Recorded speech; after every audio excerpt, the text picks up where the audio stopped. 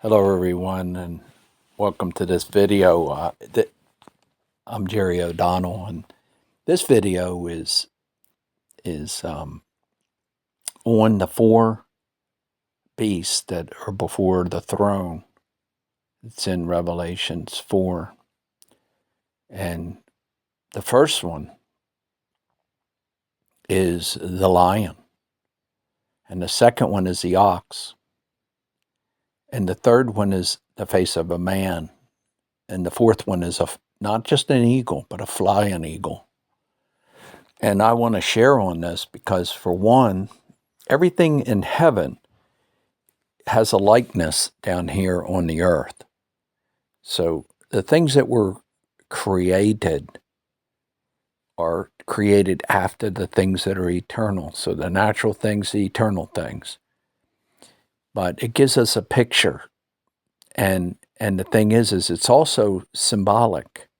You know, those eyes that are round about that are terrible when you read about in Revelation, Ezekiel, and different places. And the thing is what we should see is Jesus Christ. He came in the volume of the book to fulfill all things. We should see him always. And this is what I've learned, that Jesus is all four of these things. That's why the Gospels, the synoptic, seen together, because it's a picture of him. And the first one is out of Matthew, and it's the picture of a lion, because it's talking about kingship. The lion being the king of the jungle kind of thing, but it's speaking of Jesus as King of Kings and Lord of Lords. So it represents him in heaven. And the ox, which is the servant, Jesus was the servant. He came to serve. And so he was the ox that's before the throne. But then the third one, in the first one, which is Matthew with the lion, do you ever notice the genealogy goes back to King David? You know, when it does the genealogy, it traces Jesus back to that kingship. Okay? And the other genealogy is in Luke. You know why? It's not a guess. You could, like, if you knew these things, you could just guess and you would be right. It's because it traced Jesus all the way back to the first man, or Adam, okay, which also was the Son of God. So the genealogy from Adam to Jesus Christ, that's in Luke. Why? Because Luke is the face of a man. The third beast is the face of a man. What was the one that was called to portray Jesus as a man? It was Luke. He was a doctor. He was a physician.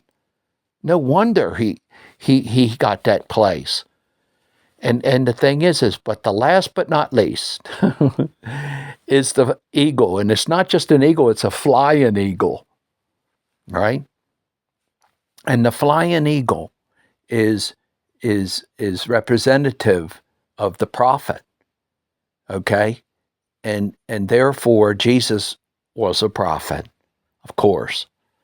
And the thing is he was and you know, and when you look at the scriptures, like if you look at apostles and prophets, you ever notice that they're not capitalized? Except for one. Except for one. I make the exception. One. And that's Jesus Christ. It's a capital P and it's a capital A. Why? Because he was the one. He's the one without measure faith. And it's right. I'm very careful when I put prophet, you know, or apostle. I always put, I'd never, unless I capitalize the whole thing, I do not capitalize an A unless it's talking about apostle Jesus or prophet Jesus. That's the only one where there's a capital P in the scriptures. And it's like, man, it brings a revelation, you know?